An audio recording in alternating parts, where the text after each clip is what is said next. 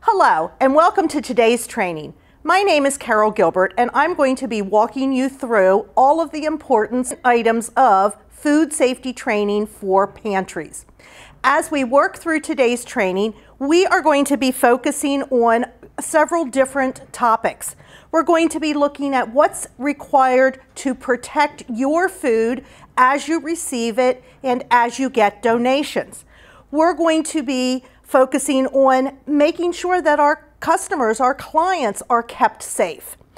We're going to make sure that all of our items in the pantry meet local regulations, and we're going to make sure that you are able to share that information with other volunteers who are coming in and assisting at the pantry. You might say to yourself, well, why are we concerned about this? Well, there are two key reasons. The first is you're receiving food through the Central Pennsylvania Food Bank. And as part of that reciprocal agreement that you have, Feeding America requires that you receive important training on food safety. The other concern that we have is every year over 76 million people are impacted by foodborne illnesses. Of that number, over 325,000 people are hospitalized, and over 5,000 people a year die from complications of foodborne illnesses. So we need to make sure that the food that we are receiving from our donations, from people that are providing fresh produce, that product that we distribute to our clients is healthy and safe for them. We have several groups of people that we consider to be at risk. Very young children, older adults, pregnant women, people with lowered immune systems, such as people that are on chemotherapy or have cancer, things like that, and if a person has had a transplant.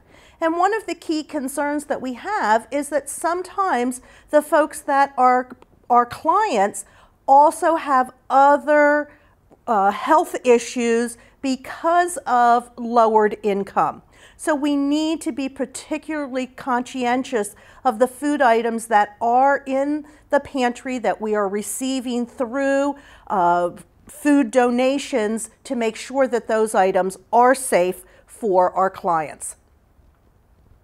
When we think about key contaminants, we are going to be focusing our training today on looking at three key areas. The first is physical concerns. Are the items that you are receiving and storing, are they free of hair, fingernails? Are any of the packages opened, that there might be potential wood or bugs or anything like that in the item? The second is chemical. Are we receiving donations that include cleaning supplies? And making sure that we keep those cleaning supplies stored away from the food items. Yes, we want to be able to distribute those to our clients, but we don't want to have them with food where it could get absorbed into the food. And the third area, and the most important area, is the biological concern. Here's where we're concerned about microorganisms, viruses, parasites, and any issues that we might have with insects, rodents, birds, anything that could possibly cause damage to the food, leaving a biological issue. All of those three contaminants, physical, chemical, and biological, have the ability to cause concern, to cause injury, or to cause illness to our customers, our clients, as we are distributing that food.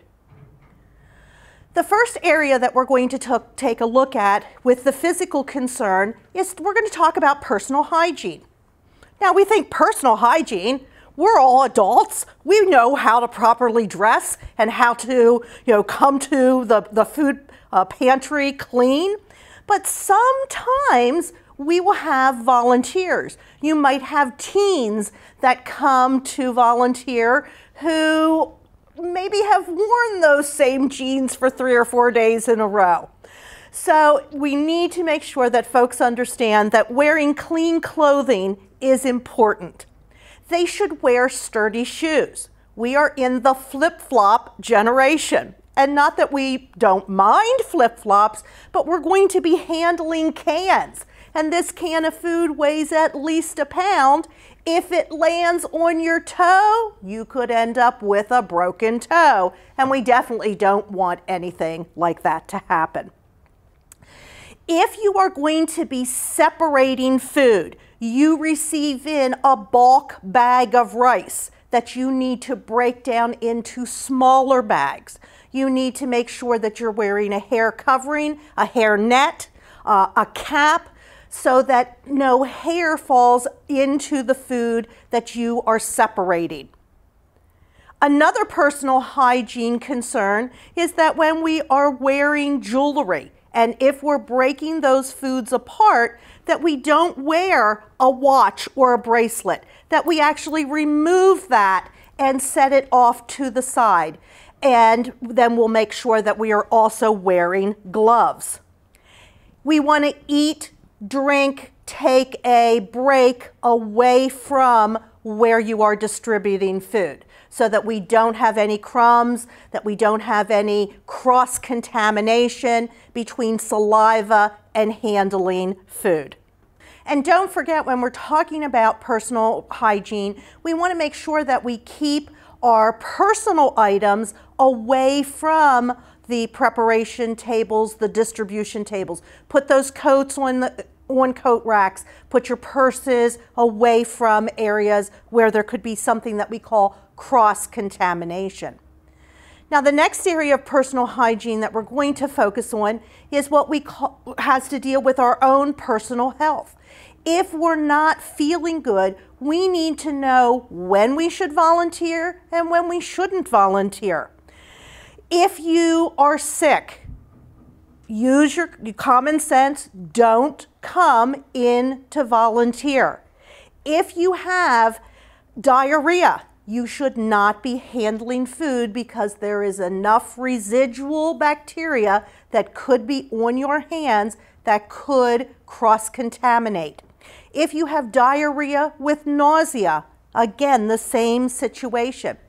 If you have a fever with a sore throat, that again would be a consideration that you want to make sure that you are not coming in. And if you are jaundiced, you would not come in. However, I will tell you that if you have a hangnail, that is not a viable excuse for not coming in to volunteer that day.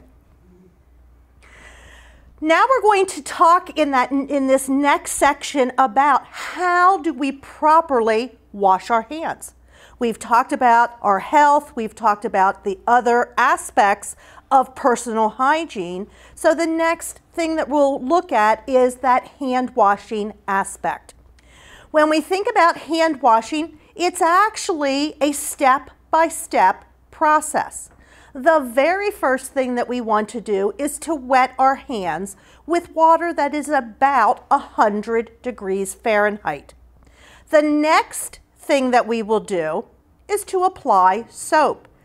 And that soap can be bar soap, it can be foam soap, it can be liquid soap, but you need that soap. That's your agent that is going to help to remove any soil, any bacteria from your hands. After you have applied the soap, we're going to lather. And that lathering process is a 10 to 15 second process. And you're actually going to be working up some friction. You want to do your fingernails on the palms of your hand. And how do we know it's 10 to 15 seconds? You're going to sing happy birthday to yourself twice. Or Old MacDonald had a farm with 2 barnyard animals, not the entire farmyard. Then we're going to rinse, and that will remove the soap from your hands. Once we have rinsed, notice we have not turned off the water yet. We're first going to dry our hands with a single-use paper towel. We do not want to use a drying towel. We do not want to use a tea towel because that just reintroduces bacteria.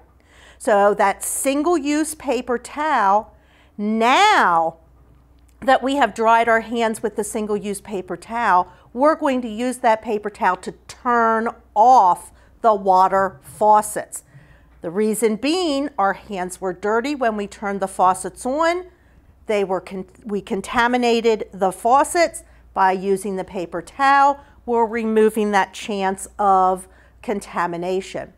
And finally, if we're in the restroom, we're going to use that paper towel to open the restroom door and then dispose of the paper towel. So a good suggestion is, if the trash can is sitting over at the sink, move the trash can over to the door, so as people are leaving, they will automatically put their paper towel into that trash can. The next area that we're going to take a look at is, when do we actually wash our hands? Well, many of us will automatically say anytime you use the bathroom, which is a very important time. Anytime you cough or sneeze, and I know we're now learning to cough into our elbow, but we also sometimes still make that mistake of using our hand, so you want to make sure that you wash your hands. If you touch your face, your hair, you mop your brow, any time like that, you will need to wash your hands. Anytime that you change tasks. Now here in the pantry, what we would be referring to with changing tasks is, you have clients that have come in and you've been filling bags with canned goods, or you've been distributing canned goods. Now you get to a package of food that's been donated that is a bulk package. And let's say it's a 10-pound container of hot dogs. Obviously, you're not going to give one family 10 pounds of hot dogs. So now you're going to need to wash your hands, and you'll have to put gloves on. And we'll talk about gloves in a little bit, but you'll have to put gloves on before you break apart that package of hot dogs. That would be considered changing tasks. If you take the trash out, when you handle trash or garbage, you want to wash your hands. And after you've handled that raw food, including produce. So when you go from canned goods to produce, you're going to want to wash your hands, or from produce or raw meats back to your canned goods, you will want to wash your hands. And finally, one important thing to remember about hand washing is, we use hand sanitizer after we have washed our hands, never in place of hand washing. The hand sanitizer just helps to further reduce the bacteria, but it is that friction that we get in that scrubbing process that actually removes the bacteria. The next area that we're going to talk about is the proper use of gloves. We see gloves being used in food service operations, and there will be times in the pantry when you need to use gloves. So it's important that you actually make sure that you get a food grade glove that you are working with. Today I'm showing you a blue glove just so that you can see that there are more than the clear plastic gloves, and it doesn't matter what the color is, it's important that you use the glove. When you use the gloves, you always want to make sure that you wash your hands prior to putting the gloves on. If you have a bandage on a hand, you must always wear a glove. So once you have washed your hands, any food that is opened, that you personally will not be cooking, you must put gloves on. And a couple of things about gloves. You want to make sure that you purchase gloves for your volunteers or in your agency that will fit a variety of hands, sizes of hands. So you're going to need to get smalls, mediums, larges. And another important aspect is we don't want to glove just one hand. We want to make sure that we glove both hands. Now remember, we've washed our hands so that it doesn't matter if we have to touch the glove while we're putting it on because our hand is clean. Now that my gloves are on my hand, I can now safely go to that 10-pound package of hot dogs that was donated by the grocery store or the meat packer, and I can break those hot dogs apart, putting them into smaller size packages for households, and be very safe and secure to know that my hands have been properly sanitized and the food is also safe. One important thing to remember, with these gloves on, even though they're protecting your hands, it now does not give you the, I have to mop my brow. If I do that, I'm going to need to remove the gloves, dispose of them, wash my hands, and put clean gloves on. Anytime that you have on an apron, it's important that before you use the restroom facilities, that you take the apron off outside of the restroom, because there is transference in the restroom facility. So you want to make sure that you take your apron off, then use the bathroom, wash your hands, and when you come back to the pantry, put your apron on. If the apron has become excessively soiled, you will want to make sure that you put on a clean apron. When we think about food and food safety, one of the most important aspects after personal hygiene is something that we call temperature and time control. We are concerned about food sitting in the temperature danger zone. When food sits between 41 degrees and 135 degrees, there is the potential for bacterial growth to take place. Now, it's not going to take place primarily in this canned good. It's going to happen in the donations of cheese, of meats, of produce. Those are going to be the areas, eggs, that you're going to have to focus on. And what we want to do is we want to avoid letting food sit in that temperature danger zone. It's called the TDZ. So keep food refrigerated, keep it frozen, and on a distribution day, only bring out the amount of food that you need for a 30-minute time period and refill your refrigerated frozen food areas on a rotating cycle instead of coming in at 8 o'clock, pulling everything for a 4-hour time period out of the refrigerator. Do it on a cycle. That will help to ensure that the food is staying cold and is staying as safe as possible. When we think about temperatures, we should be keeping track of and recording the temperatures of our refrigerators.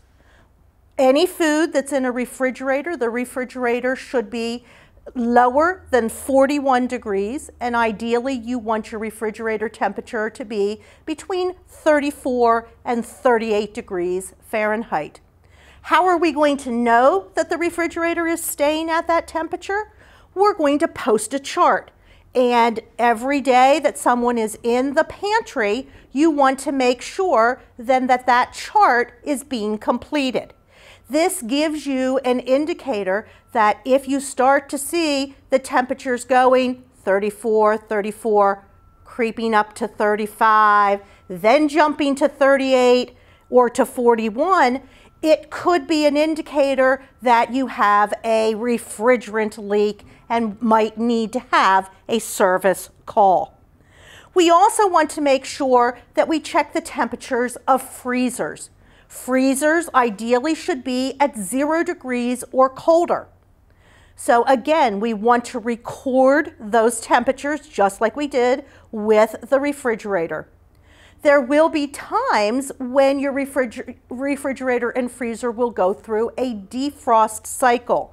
So just be aware that if you are seeing a pattern, it could be that with a power outage, your defrost cycle has changed. So you'll want to be aware of that also.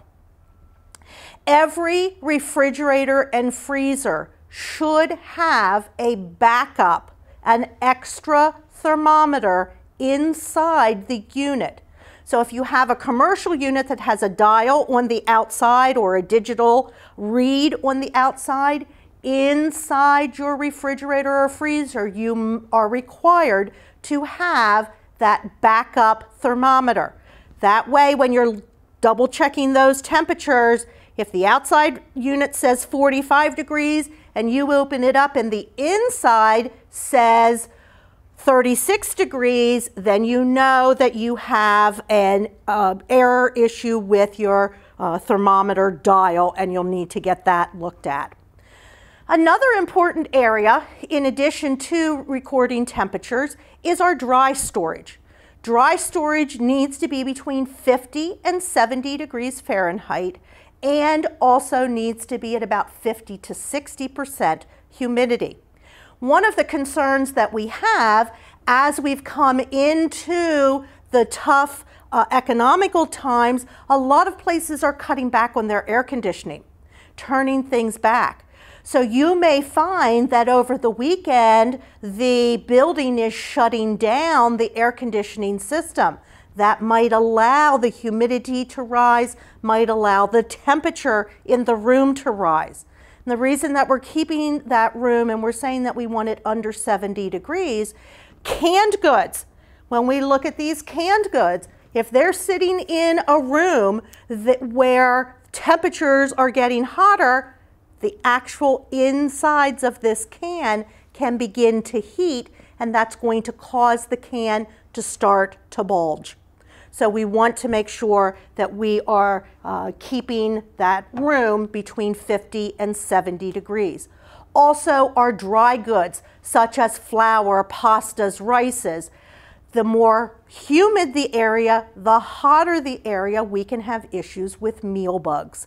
And with getting donations from the community, sometimes that can be a factor. So we want to be aware of looking at those temperatures, recording those temperatures.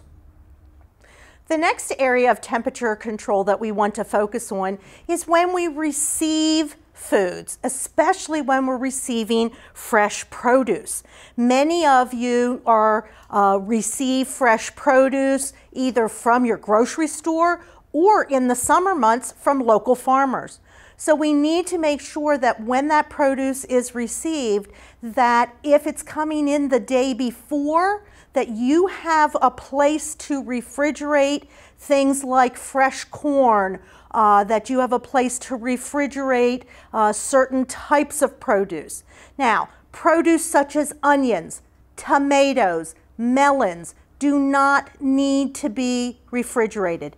Potatoes should never be refrigerated. When you refrigerate potatoes, they actually can turn black inside because the starch turns to sugar. So be aware of that. Make sure that the food items that you are receiving from your donators, that you have adequate space.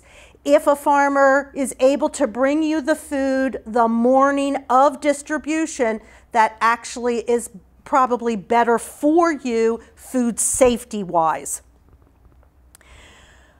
When we think about cross-contamination, we're going to talk a little bit now about chemicals. have to use chemicals both to clean up our area, and again, sometimes we receive cleaning supplies, household supplies for use in the bathroom that someone might be donating along with the food supplies. Those chemicals have the ability to transfer to food. Couple of very important things. Sometimes folks will donate large plastic containers or smaller containers. Never use a container that has had a chemical stored in it for anything other than that specific chemical. So never put food into a chemical container. Store those chemicals away from your dry food items. Put them on a separate shelf, removed from your food items. And when you are using chemicals within your pantry, and you're going to be wiping down the tables, you're going to be sanitizing, make sure that you are reconstituting them properly. Every container will have directions on how to use it. Don't do what I call the glug method, where you take the gallon of bleach or dishwash liquid and you just start pouring and it goes glug, glug, glug. And you look at it and you say, I believe there's enough in there now. Because if you're developing a sanitizing solution, you actually now could have too much chemical, which could create a chemical contamination. So make sure that you reconstitute your chemicals properly. A very important aspect of the food pantry is how you actually receive your food. You're going to make sure that you use reputable suppliers, and obviously the Central Pennsylvania Food Bank is a reputable supplier. They will be able to answer questions about food that you receive. They know and they track where that food has come from. If you are receiving donations from your grocery store, from a local food distributor, those again are reputable suppliers. They are meeting federal and state regulations for handling food and transporting food. When you receive those deliveries, even though they are coming from reputable suppliers, you need to check the delivery. And some of the things that you're checking the delivery for is the packaging intact? Are there any tears? Is there a trail of white flour following the dolly that the person is bringing in the food with?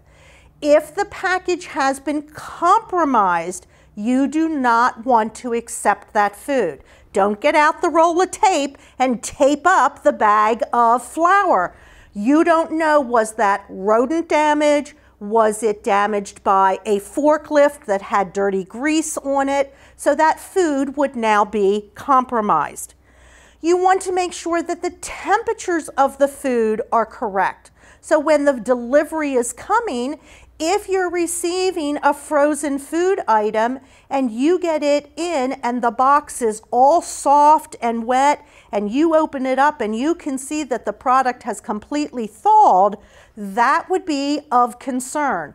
Again, you would want to probably not accept that food item because of the thawing process.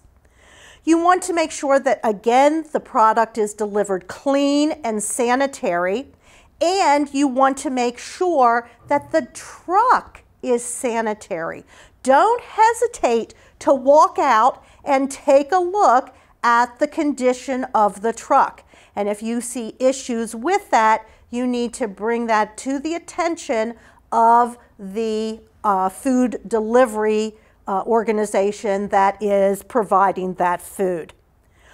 Also know that one of the ways that pests get into your operation can be through your food deliveries. Cockroaches like to lay their eggs in cardboard boxes. Mice can chew through boxes and find nice little homes in many of the cardboard boxes that come in. So check your packaging for any evidence of pests. And make sure that your products are properly labeled. You want to focus on, is the product labeled? Now, there may be times when you receive food from the food bank and it may come in a master case, and on the top of the case it might say green beans, and none of the cans are labeled, but the case is completely plastic wrapped. It is sealed. What you are going to have to do with those food items, it means that the food that came off of a run at the particular manufacturer, there was an issue with labeling the product. You will have to write green beans on top of every one of those cans so that your clients know that that product, what the product is. If you receive products and there is no label at all and you do not know what the food product is, you should not accept the product if it's coming in from a supplier, nor should you distribute that to your clients because you don't know what the condition of the can is. You may not be able to tell when the can was packaged. So that is of critical concern. When you look at food, again, we're going to destroy the food if there is absolutely no label on the product. If when we are looking at a can, the ends are swollen, meaning that if I pushed on the top of the can, it would be spongy and give, that can means that there is decay happening inside the can. You want to destroy those cans. If you have any packaging that is leaking, there's a hole in the bag of rice and it's leaving a trail, you would get rid of that product because, again, you don't know if it was pests, if it was accidental, so it's better to, if in doubt, throw it out. If you have cans that have broken seals or packages that have broken seals, here I would want to take a look at this product. Obviously, it's a broken seal. Well, unfortunately, when we do food drives, when some of our local groups do food drives, someone could give you this from their pantry, and as you can see, this package has been used. So you would not be able to pass this on to one of your customers. If, however, this was an intact package and had not been opened, then you would be able to, because all it would mean is that the top of the box had come open. So you need to use good food safety sense when you are looking at these packages. Another item that we have to be concerned about are glass jars that will have lids that if the top is popped up, there'll be a little pop button, and if you touch on that and it pops up and down, it means that the jar has lost its seal and you would not want to distribute those items. The final area that we want to focus on is what we call K-dents, a major K-dent. And you can see with this can, if I hold it sideways, it looks like it is making the letter K. The dent on this can is so significant that on the sides of the can, you could actually have a break in the seal. And if that happens, air is going to get into the can. It could be leaking, or the top will start to be squishy, and that can would not be acceptable. On the other hand, this can just has a dent at the bottom, and that can would be safe to use because it is a small dent. It is not going to impact the quality of the product in that food. And there are many times that as a customer of the pantry, you will get food from Central Pennsylvania Food Bank that has been damaged at the manufacturing plant, where a case of food has fallen or been hit with a skid steer machine, and those cans will be dented. So be aware that you will probably have dented cans that you will need to pay attention to. The final area is rust. There are times when you will get cans that have rust in them. Rust is a significant indicator that the can has been exposed to moisture. This often happens when you're receiving food from households that are breaking up, that maybe grandma or aunt is going into the nursing home. And unfortunately, sometimes that food may have been stored in the basement in a moist area, or may be in the cupboard for a few more years than what we would anticipate. So you want to make sure that if you have cans that have rust on them, those cans need to be destroyed immediately. Don't try to wipe them off. You want to just get rid of that product, because there would be contamination in trying to open the can. Again, when in doubt, throw it out. The next area is of prime concern for probably everyone that is participating in this training. You are going to be receiving food from outside agencies. You're going to be receiving food through food drives by schools or scout groups or the church. And again, in that receiving process, there is always confusion about dates. And when we focus on dates, one of the things that can be very confusing is how long can we use that food after we receive it if it has a best if used by date. Generally, what the manufacturers are now doing, and it's important to note, there is not a universal system in the United States for dating and coding food. You will have 3 different systems that come up. There is a use by date. That is what the manufacturer is telling you, that you need to use the product by that date for best quality. You will also have a sell by date. And probably the best example in Pennsylvania is that sell by date is what you see on milk. In the state of Pennsylvania, you cannot sell milk products after the date that is stamped on the container. Now, the milk that you have at home, perhaps you bought it on the 15th of the month and it's now the 18th. Your milk may still be safe to drink. However, the grocery store, the minute market, the dairy would not be able to sell that milk to you after the 15th of the month. So there is a small window of usability with a sell by date.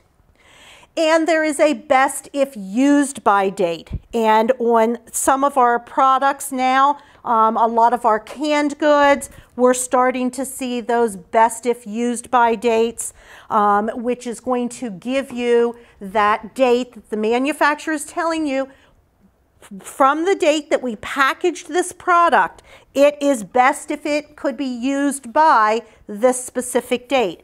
And this is a can of tomatoes, and the best if used by date says February 28th, 2013. Acid-based products generally have a shelf life of 18 months. Low acid foods, such as something like garbanzo beans, green beans, are going to have a shelf life of 2 to 3 years. So there'll be a longer shelf life. Can I still use this product after December of 2012? Most definitely. Is there going to be a change in the condition of the or the quality of the product? Yes, there will be. The longer I have this food, once I'm past that 2012 time period, then I'm going to start to see darkening of the product, maybe a slight change in the flavor, because the can now, the product starts to take on the flavor of the can and changes. One of the other confusing areas are, this is an example of a cracker, and here it does not say best if used by, it does not say manufactured on, it does not say sell by, and one of the concerns that we have is this has a date on it that says September 19th, 2011. Well, I purchased this product before September 19th. I know from my experience that this is the date that I want to consume this product by. After September 19th, the quality of this product is going to start to deteriorate much more rapidly. And one of the things that you'll find with peanut butter products, that peanut butter can start to go rancid. So you want to be aware that anything that has a product in it that is very oily, potato chips, certain crackers, peanut butter, those items will start to change flavor profile much more quickly. If I purchased this product on September 30th, I might think that that September 19th was a manufacturing date. So here the processor is not clearly identifying. One of the things that you will always find with your products on the back is information. Everyone now has a website. Just about everybody has a 1-800 number. Don't hesitate. If you have questions, go to their website. There's a customer service area, or call. Customer service will provide you with information that you need if you have questions about the food safety aspects of your food. Sometimes on the cans there is something that is called closed code dating, where they'll use the Julian code, and in the resources that you will find on the Central Pennsylvania Food Bank, there will be some resources that you will be able to download on how long you can have food in the freezer, how long should you keep spices. A copy of the Julian code is there, and the Julian code identifies a number, sequential number, from 1 to 365 for every day of the year. That Julian code becomes part of what we call closed coding. With more and more manufacturers moving to the best if used by date, even though there may be a Julian code on this product, you now are going to be referring to the best if used by date. You can often tell the age of your products if there is no best if used by date. Those products are probably coming from someone's home pantry where the food has been stored for a longer excessive period of time. So again, that information is available on the website, and I recommend as you close this program, you go back and print that information out. You may find it helpful to share with your other volunteers. But let's say that we were looking at the Julian code, and the code started with 5 and had the number 196 behind it. The 5 would represent the year. So this would be 2005 that the product was packaged, and it was packaged on the 196th day of the year. So that would mean that it was packaged in 2005 on July 14th. If it's now 2011 and you are figuring that code out, that would mean that the product that you have is now 6 years old. That is probably far too long for you to consider distributing that food, because remember, Acid-based foods, tomato sauce, canned tomatoes, 18 months. Other canned foods, 2 to 3 years.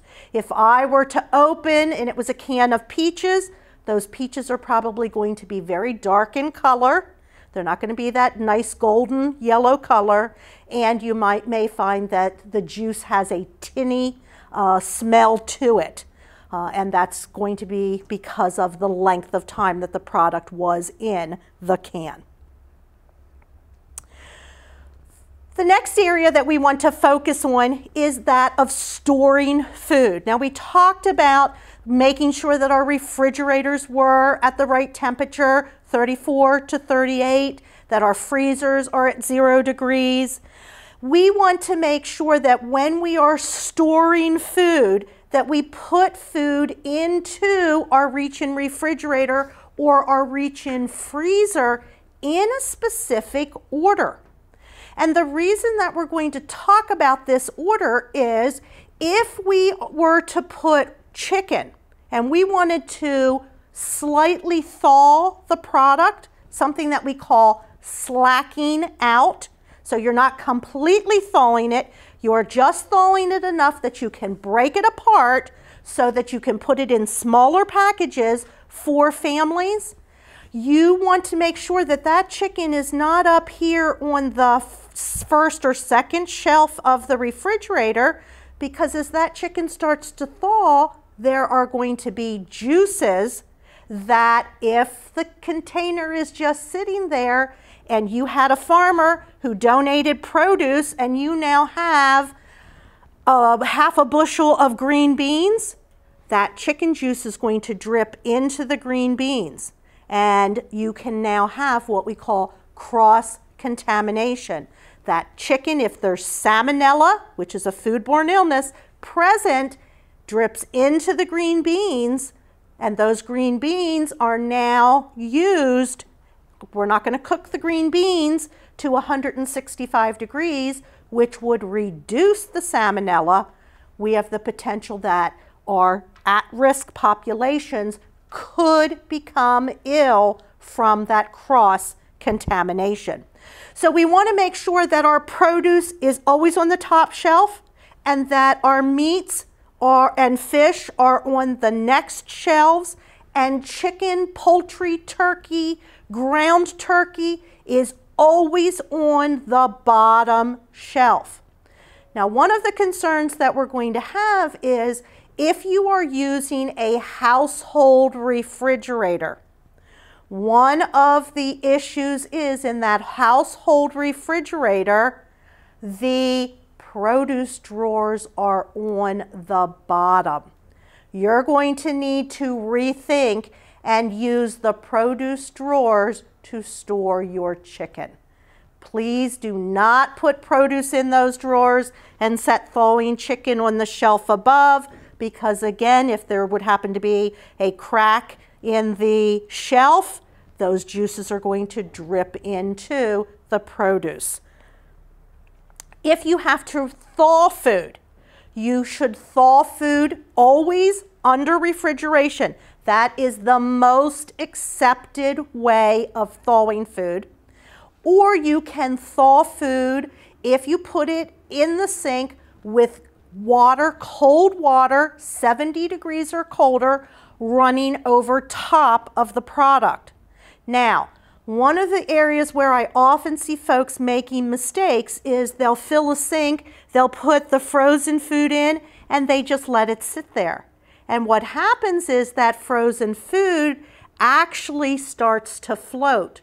So there'll be part of the food that is out of the water. As the longer the food sits in that condition, the top of the product is going to go above 70 degrees, and when food is between 70 and 135 degrees, that's when that bacteria is going to start to multiply much, much more rapidly. Remember, we said 41 to 135, 41 to 70, we have slow bacteria growth. 70 to 135, we have much more rapid bacterial growth. So we're going to look at this picture about filling the refrigerator. And as we look at the picture, you'll be able to see what the various foods are. On the top shelf in our refrigerator are our salads, our fresh fruit, produce. These are foods that are between 34 degrees and 41 degrees. On the shelf underneath that, I would put foods that cook to 135 degrees. That would be hot dogs. If I was going to have lunch meats, maybe making a hot ham and cheese sandwich, those items would go on the second shelf.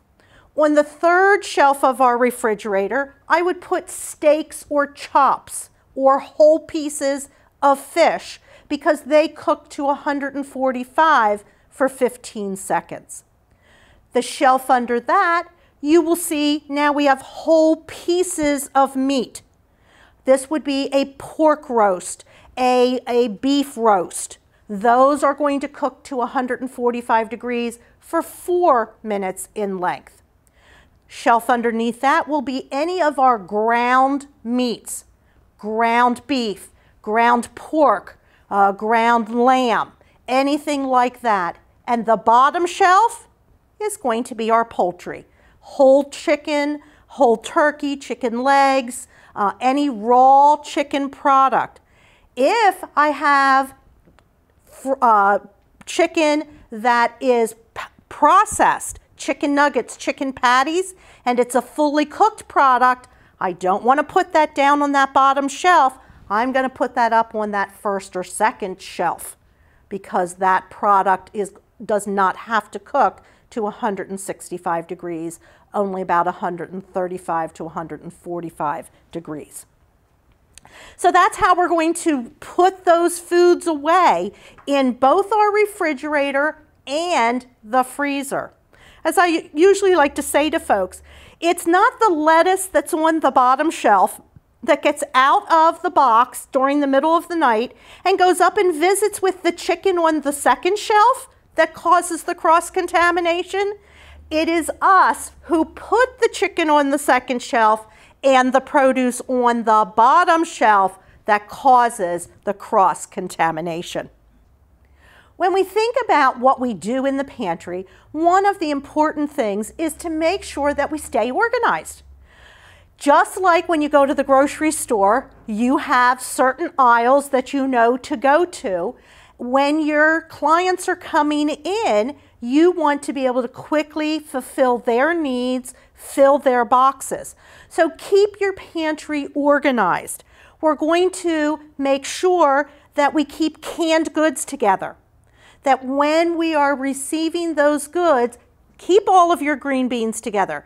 It doesn't matter if you have 5 different brands of green beans, but keep all of the green beans together.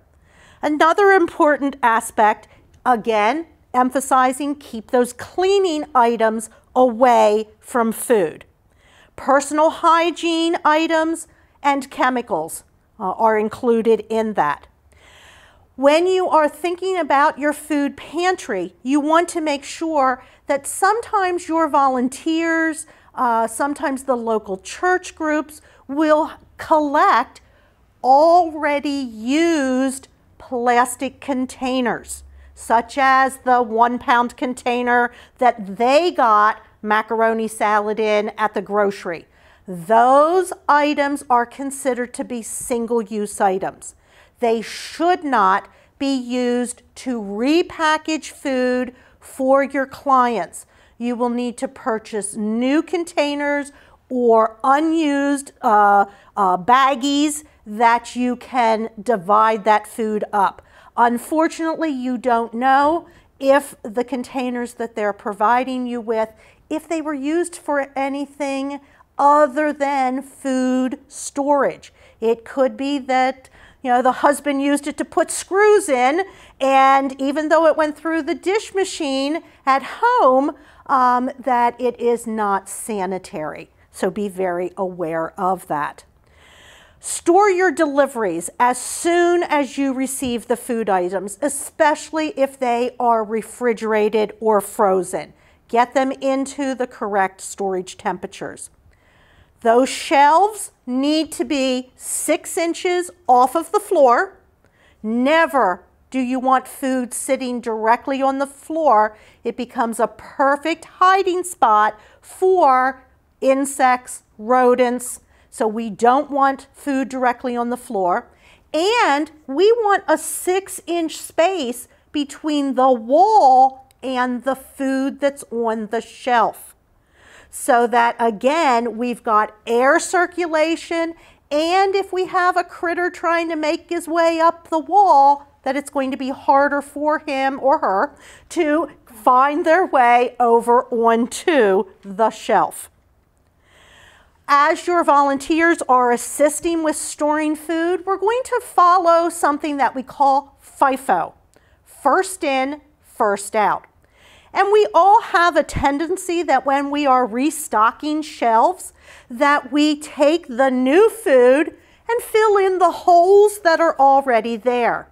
It's very important that the older items be moved forward and the new cans that you're filling the shelves with be placed in behind.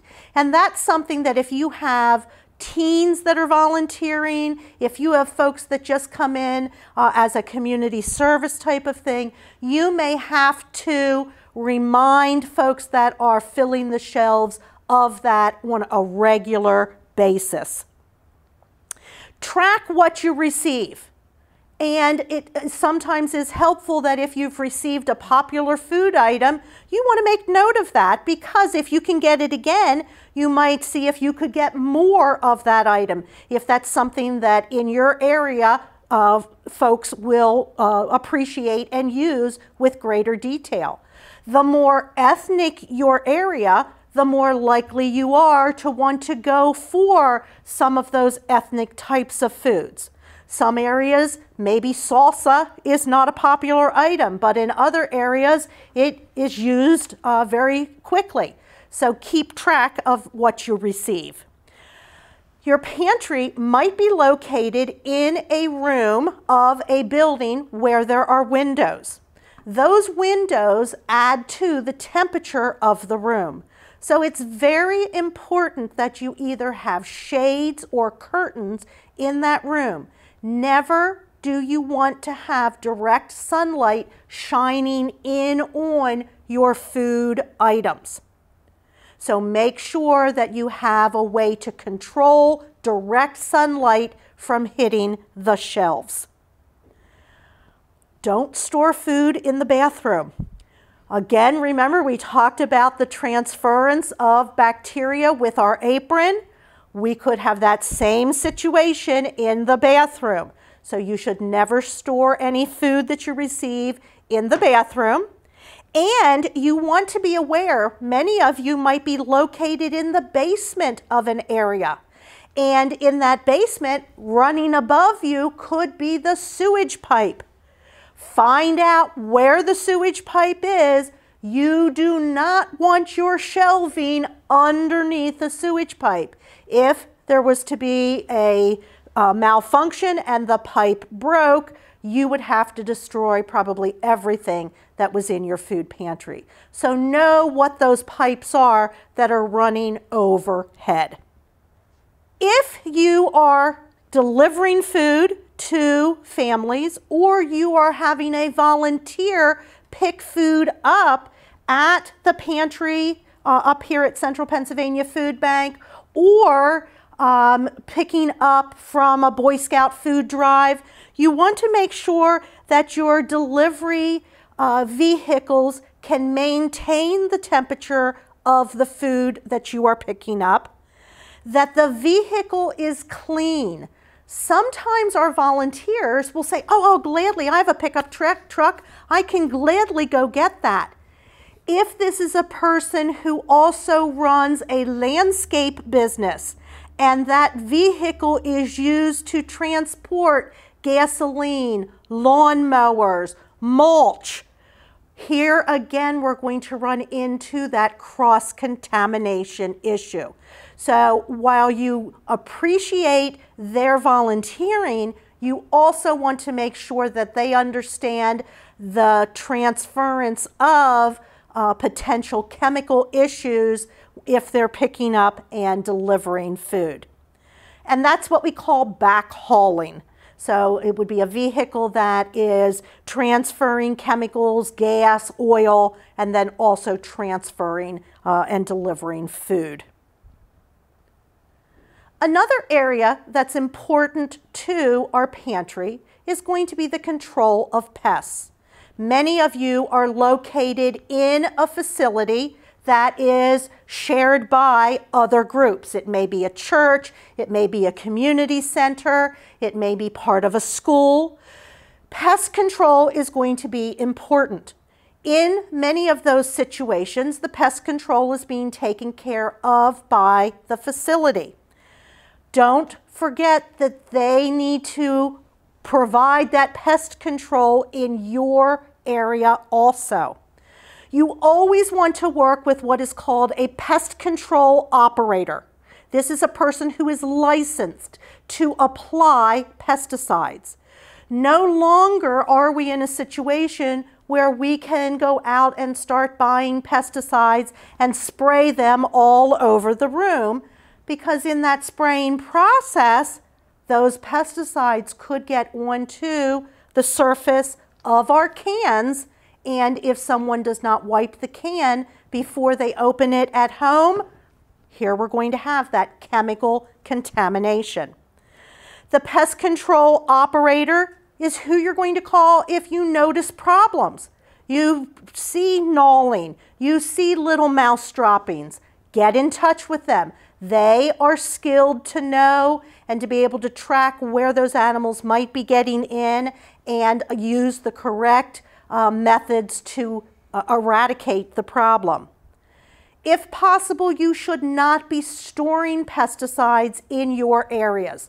This would be something that you would work with the custodial team in that facility where your pantry is. They should keep those items stored away from your area.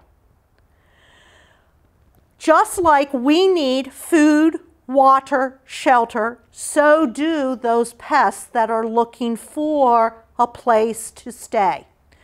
In the fall, if you're located in the country and you start seeing the fields being harvested, you might see a migration of mice trying to get into your building. So we need to deny them. We need to make sure that we seal our windows, our doors, any vents.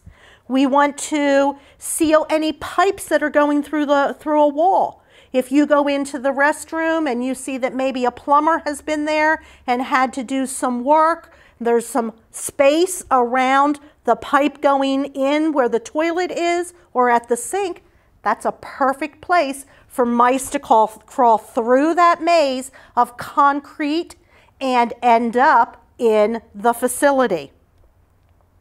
Any cracks in the walls, cracks in the floor, again, those would be areas that need to be sealed. And you want to inspect your deliveries, because often food can come into us that already is contaminated with some of those pests. Dispose of your garbage quickly. Don't let garbage sit in the pantry for 2 or 3 days before you take it out, especially if there is wet food garbage. That's going to draw flies, that's going to draw mice, so you want to get rid of that garbage. If you have a dumpster, keep the dumpster lids closed. This is where you get birds, you get squirrels, so make sure those dumpster lids are closed.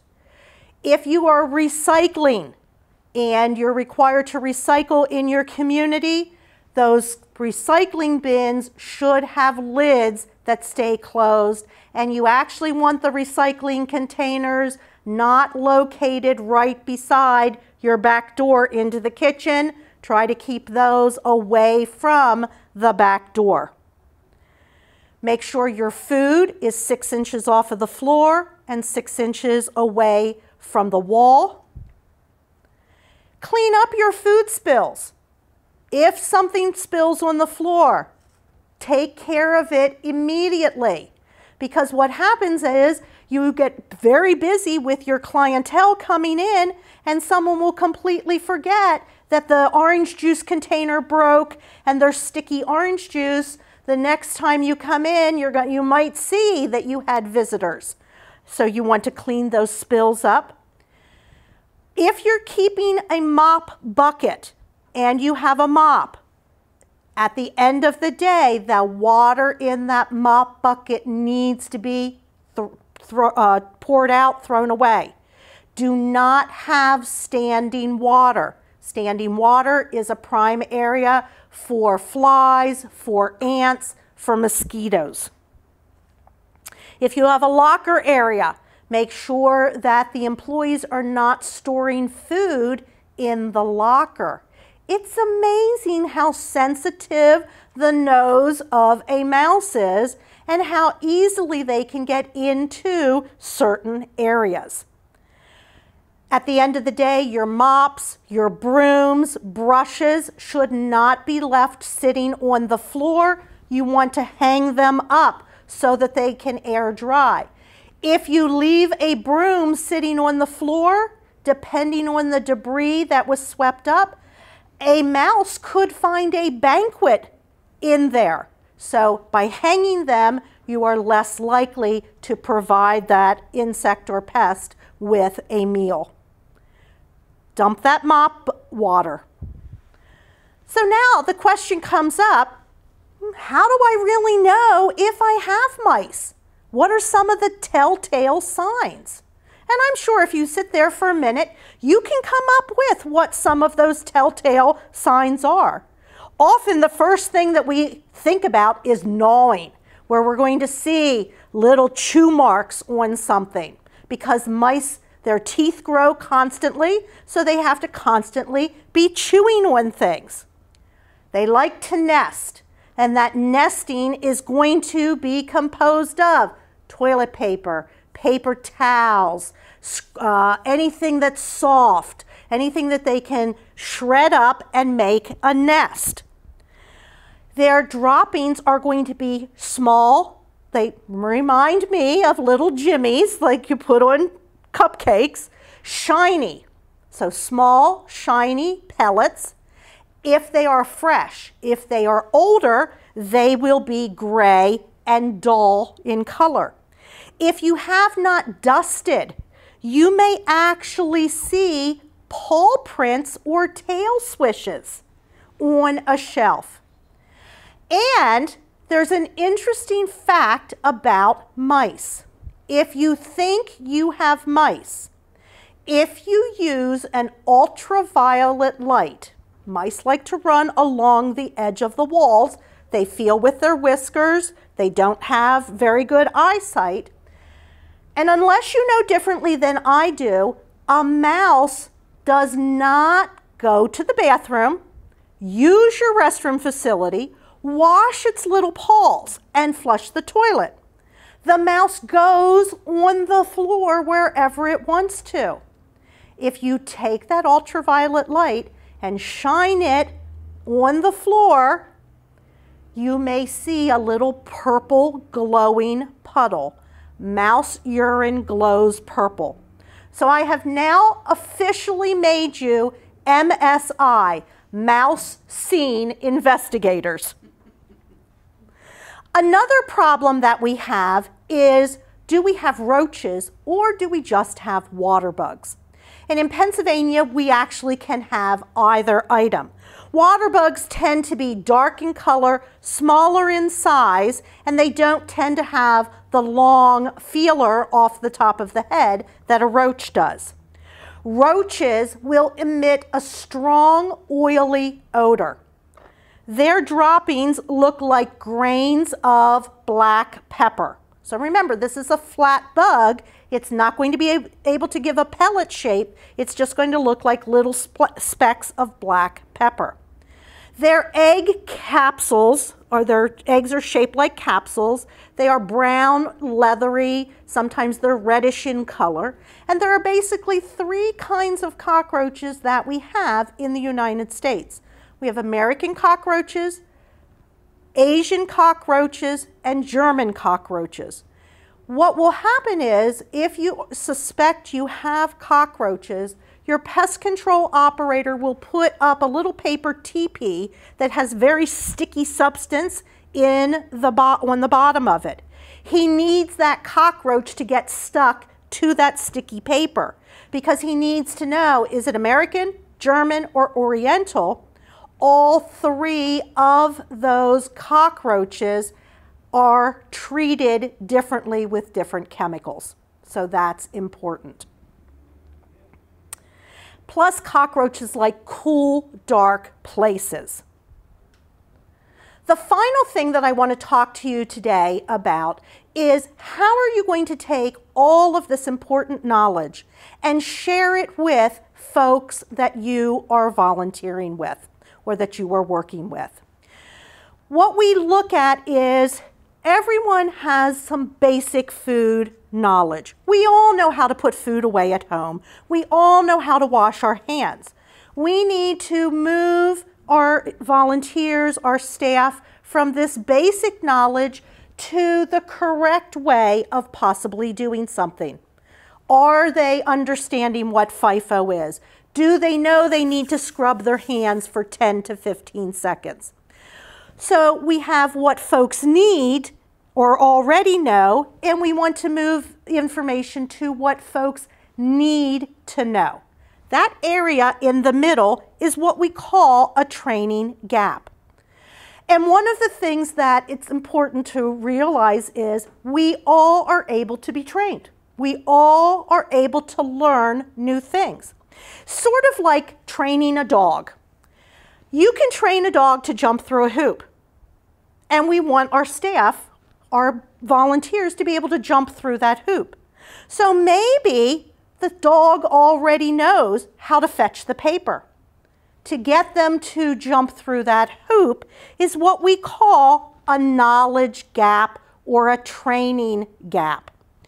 So what you're going to be doing is you're going to think about, what do we best do? How do we best provide this information to the folks that we are working with? You can do a couple of different things. You can sit down and have a staff meeting where everyone is hearing the message. Hold an informational training session. Post important information on a bulletin board. If you're posting that information, I highly recommend put a sign sheet there so that they sign off that they read the information. Many people walk past bulletin boards and never read the information that's there. Some of the things that you might want to post: at the bathroom, you're going to want to put, how do you wash your hands? A hand washing sign. If I'm sick, who do I call? What is the criteria? You know, did she say to me that it was just a sore throat, or was it a sore throat with a fever? Post the information about the dates on food so that there's a reference point to go back to. We all have a lot of things on our minds, and many of us will 6 months from now look at a package and say, oh, was that the package date or was that the use by date? So you want to make sure that you have that information available. How do you properly store that food? How are you loading the refrigerator? Feel free to pull some of that information from the resource area and post it for your staff. An important tip about training is to never assume that folks know specifically what you're talking about. The other day, I did a training session and I had everyone in the class fold a piece of paper into thirds, like you would fold a letter. And then I said to fold the paper in thirds again. And in my mind, I knew that I wanted that paper folded, so they ended up with a square. There was one person in the class who folded the letter, the length, into thirds lengthwise. So by not giving a clear direction, she assumed that she was to fold it the same way that it had been folded before. So make sure that you understand that folks are sometimes going to make assumptions, and those assumptions may be incorrect. So don't hesitate to explain and to explain again. Realize that even though folks have been doing things the same way for 50 years, there are new ways to learn to do things, and it's important that we understand that there have been significant changes to how we handle food. So some of the things that we did growing up are completely different because of new foodborne illnesses that have come to the surface.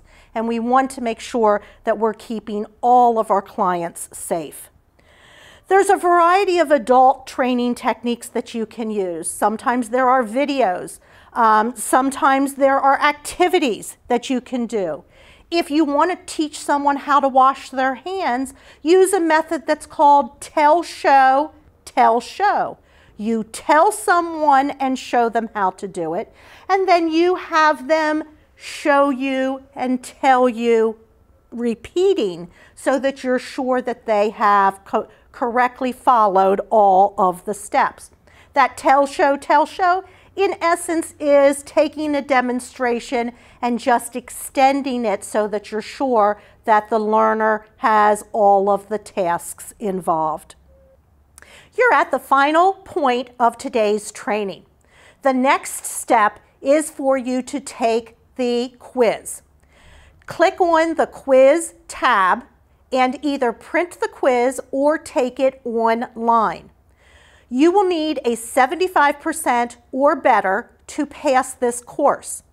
After you have completed the quiz, you may either email it to the address on the screen or mail it to the Central Pennsylvania Food Bank address. Any number of people can take this class.